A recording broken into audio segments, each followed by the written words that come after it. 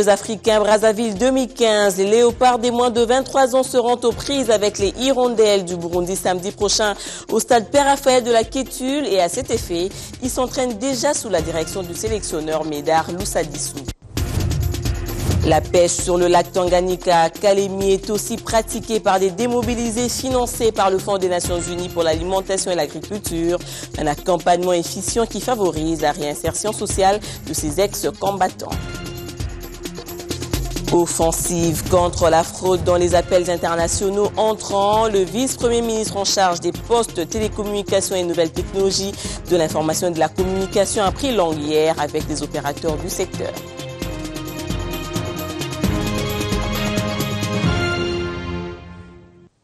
D'abord, cette nouvelle, Walter Steinmeier séjourne à Kinshasa. Le ministre des Affaires étrangères allemand, accompagné d'une forte délégation, est reçu en ce moment en audience par le président de l'Assemblée nationale, Aubin Minakou. Des questions bilatérales sont au menu des entretiens. D'après nos informations, le chef de la diplomatie allemande devra être reçu par le chef de l'État, Joseph Kabila. Technologie de l'information et de la communication, le vice-premier ministre Thomas Louaka s'en va en guerre contre des appels internationaux entrants frauduleux et pour en avoir le cœur net, il a reçu hier successivement un responsable de Vodacom, un sénateur japonais, puis un dirigeant du groupe Agilis. C'est un cadre très haut placé du groupe Vodacom, maison mère de Vodacom Congo. Et c'est la première fois qu'il met ses pieds à Kinshasa pour rencontrer les officiels. Matthew Harrison a tenu à s'entretenir avec Thomas Louaka pour faire le point sur les investissements de la firme sud-africaine en RDC. Le respect du prix plancher, la fibre optique, la multiplicité des taxes et le manque à gagner causé par la suspension d'Internet et des SMS le mois dernier. Non, c'est quelqu'un qui vient du groupe, qui s'occupe aussi de la partie régulation au niveau du groupe. Mais encore une fois, ce n'est que dans le cadre de notre travail et du partenariat. Nous souhaitions avoir la vision du vice-premier ministre sur ses priorités au niveau du secteur et échanger sur les différentes problématiques. Le Japon est présent en RDC, autant en partenariat public qu'en privé. Comme exemple, le pont Maréchal, la formation en judo il y a plus de 30 ans et tout récemment, la route des poids lourds et peut-être d'ici peu, la migration de la télévision vers le numérique. Voilà de quoi Thomas Louaka a parlé avec l'homme politique japonais, le sénateur honoraire nippon. Il y a plus d'espace de coopération entre le Japon et le Congo. Il a déjà rencontré M. Kabila, M. Président 2 fois. Et donc, il connaît très bien ce pays. Et il considère que c'est un bon moment peut lui commencer à approfondir la relation entre le Japon et le Congo. La journée du vice-premier ministre, ministre des PTNTIC, s'est terminée avec l'ambassadeur sud-africain en RDC et le groupe américano-canadien Agilis. Depuis une année, il est en contrat officiel dans la lutte contre la fraude du code 243. Une mission non accomplie, juge Thomas Louaka, au regard des résultats attendus par le gouvernement. Agilis est désormais en mise en demeure. Fermeture des médias en RDC, les associations et regroupements des journalistes et des médias, membres effectifs et associés de l'UNPC ont lancé hier un appel au CESAC pour la réouverture des médias fermés. C'était lors d'une réunion au siège de l'Union nationale de la presse du Congo. Lors de son passage dans le magazine de Biwan ITW, le président de cet organe de régulation est revenu longuement sur le rôle de cette institution d'appui à la démocratie. Écoutons Tito Ndombi dans cet extrait choisi par Guilain Kabalunzi. Le rôle du Conseil supérieur de l'audiovisuel et de la communication consiste à garantir la liberté de la presse et garantir la protection de la presse ainsi que tout autre moyen de communication des masses, mais aussi assurer l'accès équitable des partis politiques, associations et toute autre personne aux moyens officiels de médias. Nous n'avons aucun moyen de contrainte comme tel, mais si on ne nous écoute pas, la justice est à notre disposition. Nous pouvons aussi recourir à la justice pour contraindre les impétrants, pour respecter les décisions, pour respecter la loi. Tito Ndombi intervenait dans l'émission ITW. Désarmement des rebelles Hutus, des FDLR. La MONUSCO n'a pas trouvé à redire sous son exclusion des opérations menées par les FARDC et promet toutefois son apport aux traques ultérieures contre d'autres forces négatives. Les contacts ne sont donc pas rompus entre la mission onusienne et le gouvernement congolais. Plus de doute sur la position de la MONUSCO face à sa mise à l'écart dans l'opération des traques contre les forces démocratiques pour la libération du Rwanda. Lors de son traditionnel point de presse hebdomadaire, la mission onusienne pour la stabilisation du Congo se dit ouverte à toute collaboration avec les forces armées de la République démocratique du Congo et prend tout de même acte de la décision du gouvernement de s'engager dans les opérations contre les FDLR. Nous prenons acte donc de ce que le président a dit et nous espérons qu'au cours des nombreuses discussions que nous menons à l'heure actuelle et qui sont vraiment nombreuses, on n'a jamais vraiment interrompu les contacts entre membres du gouvernement et puis hiérarchie de la MONUSCO. Nous espérons que les positions des uns et des autres vont avancer, vont évoluer pour que l'on puisse vraiment mener ensemble ces opérations. On n'a pas demandé à la MONUSCO de s'engager à ne plus s'ingérer, etc., etc. Du reste, la MONUSCO ne le fait pas. Nous avons toujours dit ici, à toutes les conférences de presse, de façon claire et nette, que la mission de la MONUSCO est de venir en soutien au gouvernement de la RDC. S'agissant de l'organisation des élections, la MONUSCO a précisé la taille de son apport pour que soit respecté le calendrier électoral. Nous allons monter en puissance, comme je le disais, dans la mobilisation des fonds pour l'organisation de ces élections. Nous allons essayer d'appuyer de façon ferme, de façon concrète la CENI pour que le calendrier qu'elle a établi puisse être tenu. Maintenant, si pour des raisons diverses, elle n'arrivait pas à tenir ce calendrier, ce ne sera pas en tout cas au niveau, du soutien qui manquerait au niveau de la MONUSCO. Nous nous sommes engagés, je le répète, de façon ferme, de façon directe, à faire de telle sorte que ces élections aient lieu suivant le schéma établi. En définitive, la MONUSCO a fait remarquer, d'après la résolution 2147, que son mandat est de neutraliser tous les groupes armés de manière unilatérale ou conjointe. L'exécutif devra aussi faire face à une fronde orchestrée par des fonctionnaires et agents de l'administration publique prêts à exercer des pressions pour des revendications sociales après le refus des négociations. Les délégués syndicaux étaient hier en assemblée à l'église Notre-Dame de Fatima.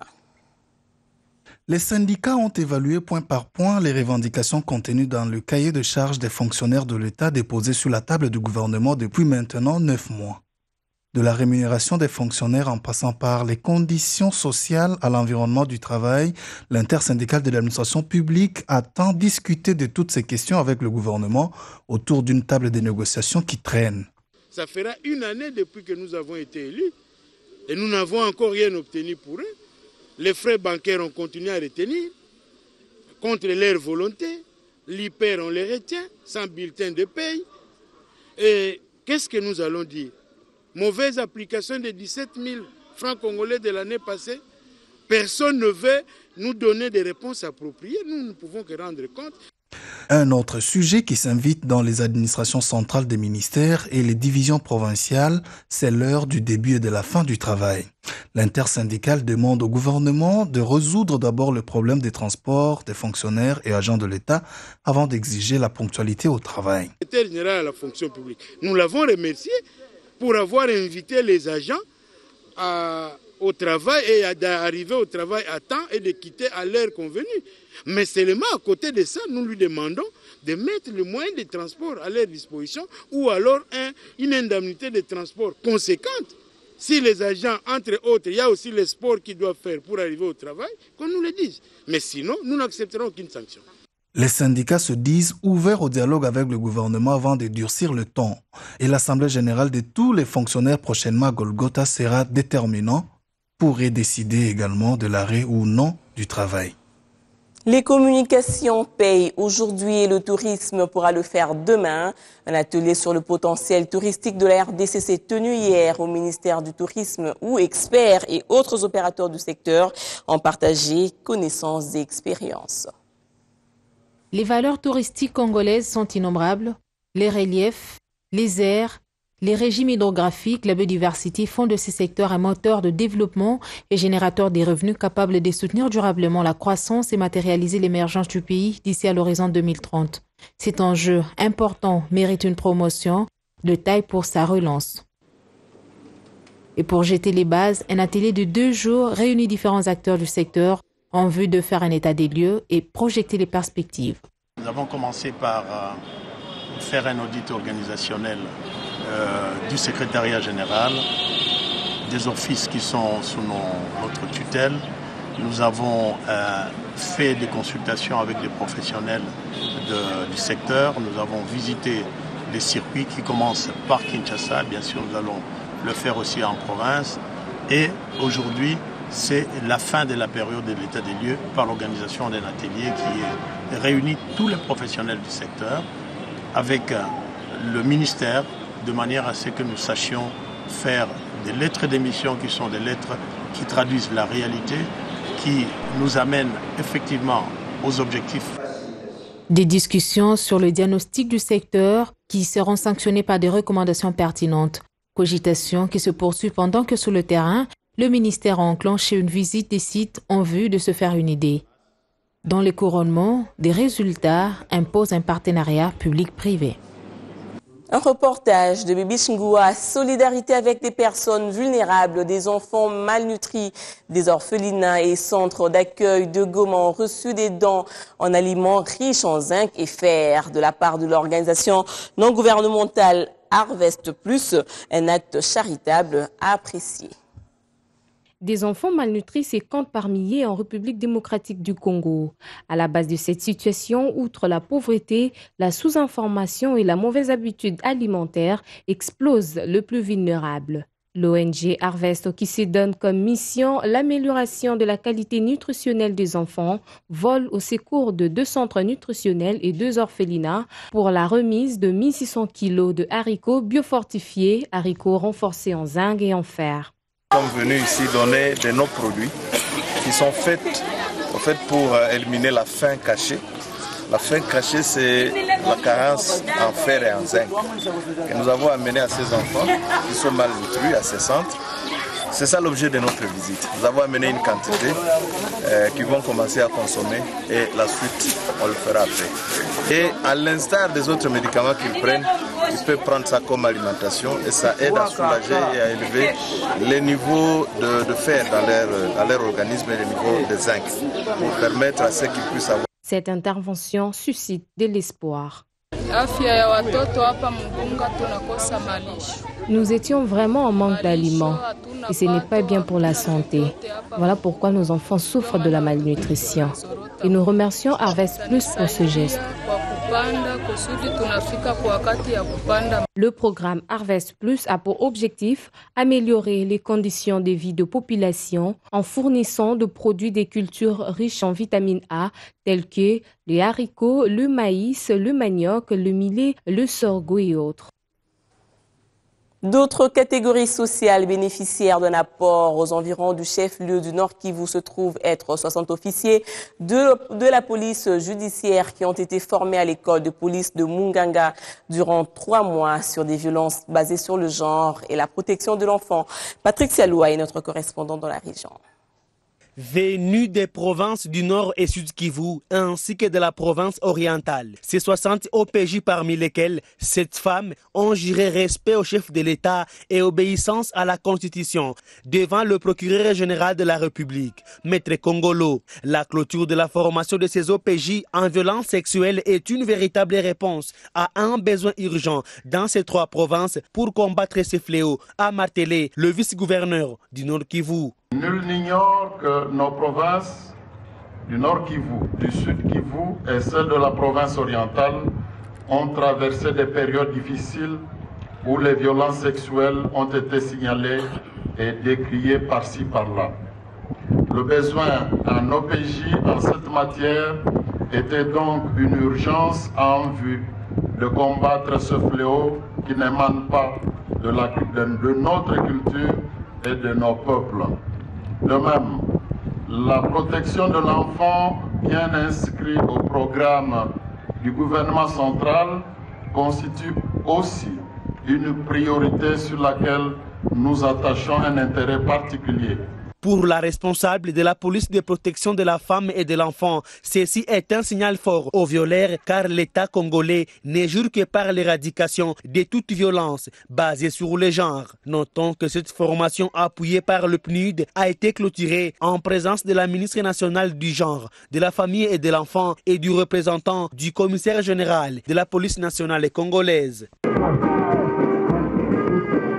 Du Nord Kivu, Katanga, démobilisé, pratique la pêche sur le lac Tanganyika à Kalemi grâce au financement de l'Organisation des Nations Unies pour l'alimentation et l'agriculture.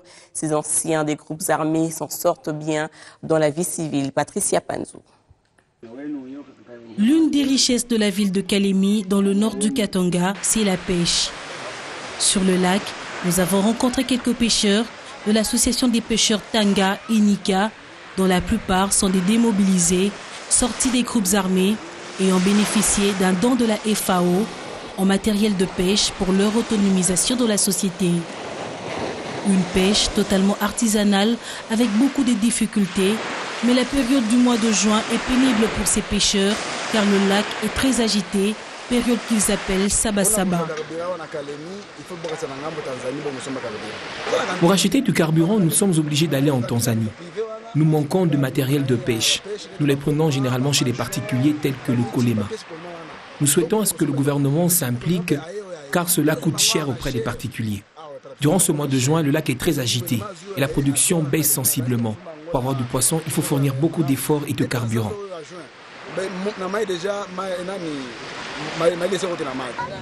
Faible production, mais le frétin et les bikebouka, ce poisson séché, est toujours sur le marché de Kalemi.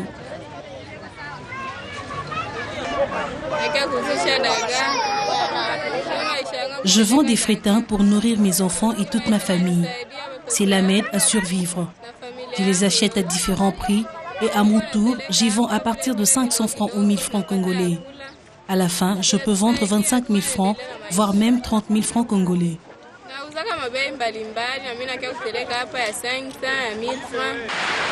La ville de Kalemi est également une zone endémique au choléra. Et pour contribuer à la lutte contre la propagation de cette maladie, l'UNICEF a aménagé des points de chloration d'eau au sortir du lac en vue d'une prévention efficace. Parcourons à présent la presse à travers les lignes. Gizenga Nom Palu signale la prospérité. Makina Malongi succède à Willy Makiashi. Il sera secondé par Sylvain Gabou comme secrétaire permanent adjoint. Un deuxième secrétaire permanent adjoint en charge des élections a été désigné en la personne de Jean-Claude Machini. Un troisième secrétaire permanent adjoint, Eliane Kabarintawa, va s'occuper du secrétariat du bureau politique. Football amical annonce la référence plus. Les Léopards juniors de RDC joueront le 28 mars prochain contre les Lions de Mésopotamie de l'Irak à Dubaï. Plusieurs nouveaux joueurs congolais évoluant à l'étranger pourront faire partie du voyage. L'équipe nationale de la RDC pourra livrer un deuxième match après celui contre l'Irak, mais l'adversaire n'est pas encore connu. En sport, Jeux africains Brazzaville 2015, les Léopards des moins de 23 ans poursuivent leur préparation à Kinshasa sous la direction du sélectionneur Médard Loussadissou en prévision de leur rencontre des éliminatoires samedi prochain contre les Hirondelles du Burundi au stade de Père Raphaël de la Kétule. Et voilà, c'est sur cette note de sport que nous mettons un terme à ce journal. Merci de rester branchés au 141 sur le bouquet Canal Sat.